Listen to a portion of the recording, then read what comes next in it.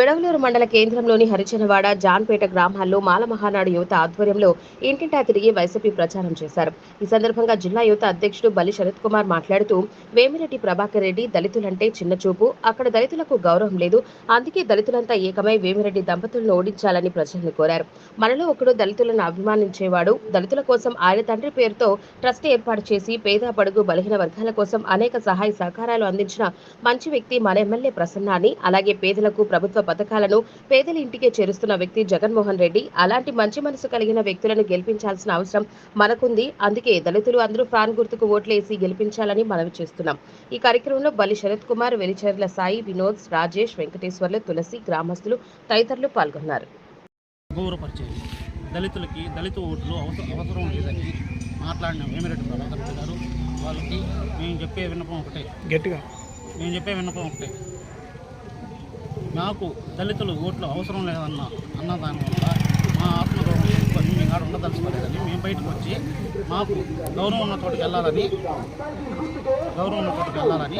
రెడ్డి ప్రసన్న కుమార్ రెడ్డి ఆధ్వర్యంలో మేము మా జిల్లా యువతంతా వచ్చి పార్టీలో చేరడం జరిగింది. మేము వేమిరెడ్డి ప్రభాకర్ రెడ్డి గారికి చెప్పడం ఇదే.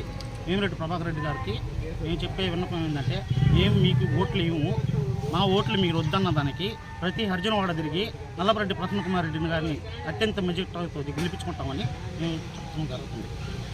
మిత్రులందరికీ నా ధన్యవాదాలు. ఈరోజు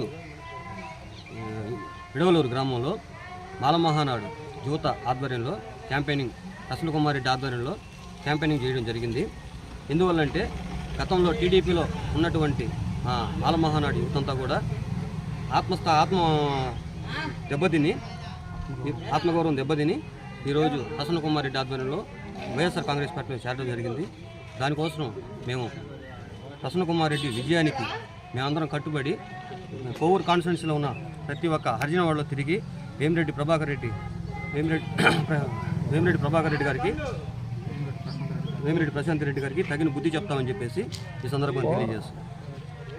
అందరికీ ఒకటే విజ్ఞప్తి, మళ్ళీ మనం జగనన్నని మళ్ళీ ముఖ్యమంత్రిగా చేసుకోవాలి. అటు ప్రాధాన్యత మన దళితులకి ఎంతో ఉంది. 70 ఏళ్ల చరిత్రలో ఎంతోమంది సీఎంలు వచ్చారు, దిగారు, పోయారు. ఈ 5 ఏళ్ల పరిపాలనలో జగన్ చేసిన సంక్షేమ పథకాలు అన్నీ కాదు, సంక్షేమ పథకాలు ఇంటి వద్దకే వచ్చింది.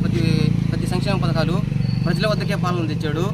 5 ఏళ్ల పరిపాలనలో ఇది జగనయ్య గారి సీఎంగా ఉంటే, ఇంకో 5 ఏళ్ళుగా ఉంటే ఇంకా మనుగుడే ఉండదు, మా పార్టీలు భూస్థాపితం అయిపోతాయని చెప్పి కూటమి ఏర్పడి, ఈ కూటమి ఇప్పుడు జగన్ ఎలాగైనా గద్దెదించాలని చాలా ఆలోచిస్తున్నారు.